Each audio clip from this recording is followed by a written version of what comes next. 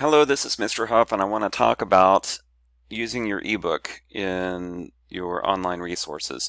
So we get to this page by using Hello ID, and then we chose the IPC student textbook, and it brings us to this page. We've already talked about resources, so if you click on this, you can go to those resources. But what we want to talk about now is the ebook. So if you go to the right side of the screen and choose ebook,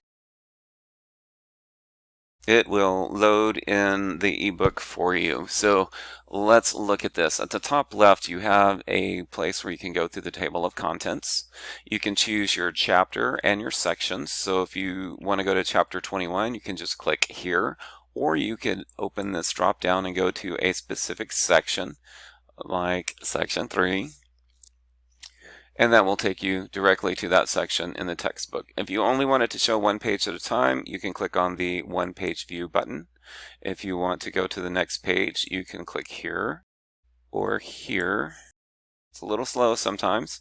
If you want to go to a specific page like 671, you can just type the number in right there. Notice right here you see the resources linked. So if you want to see the animations or the online quizzes or the reading essentials and that sort of thing, you can click on those directly. But we want to go to page 671.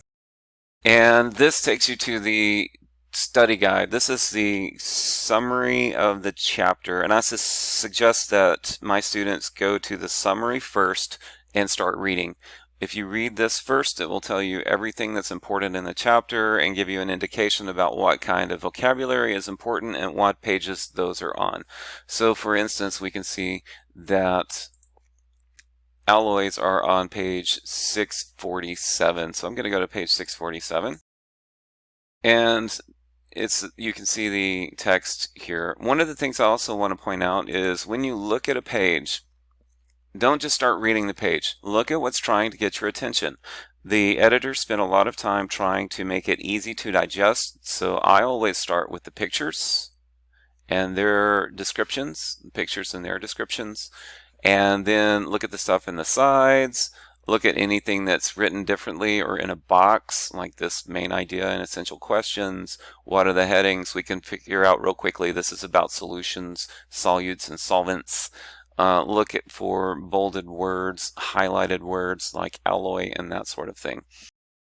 Another thing I want to point out on this is that there is a little button at the top that says hear the book. So if you click on that, How substances dissolve.